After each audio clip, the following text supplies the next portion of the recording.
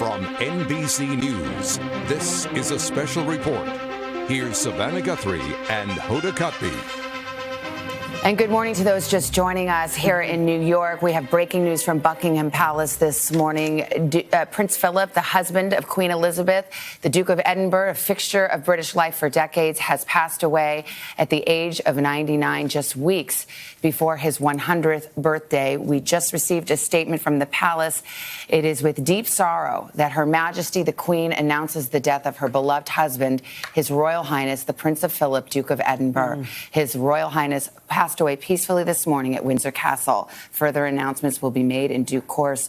The royal family joined with people around the world in mourning his loss. That coming out just moments ago, Hoda. It did, yeah. He was 99 years old. In fact, he was due to celebrate a birthday, his 100th birthday, coming up in June. And of course, Philip had largely withdrawn from public life in recent years, and that was due to failing health. He was 5 years older than the Queen. He was her constant companion, her closest confidant. Their marriage was started back in 1947. They'd been married, think about this, for 73 years. And imagine all that they have gone through together and how they've seen the world change from that particular vantage point. Let's go to NBC's Matt Bradley, who is in London for us this morning with this breaking news. Matt, good morning.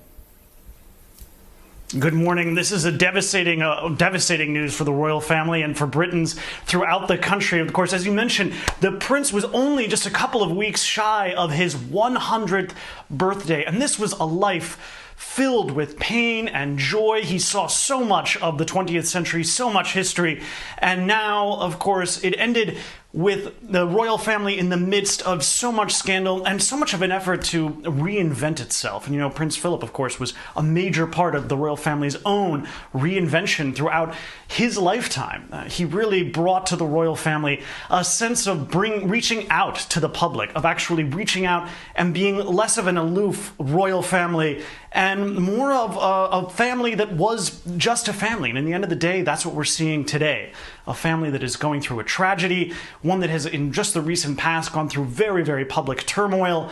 And for the next couple of weeks, I think we're going to see a lot more sympathy, a lot more people who are going to be looking at the royal family as just that, as not just an institution, not just a part of the Constitution, and not just fodder for tabloids, but as a grieving entity that really has to deal with its own struggles, guys. Well, he was certainly the patriarch of that family. We don't know the particular cause of his death, but Hoda, as we know, he's been in ill health for some time. He received the COVID vaccine back in January. Right. But unfortunately, it was expected around the royal family that this may come to pass sooner than anyone would have hoped. He was hospitalized. I remember he was hospitalized for a while, and then he was released about 3 weeks ago, and I think people were wondering, well, he's released, is he better or not? And there's a big celebration that had been planned for his 100th birthday on June 10th, and I think there was a lot of hope that perhaps he could hang on until then, but it wasn't to be. Yeah, Prince Philip's tireless support was a mainstay of the Queen's reign, the longest in the history of the British monarchy.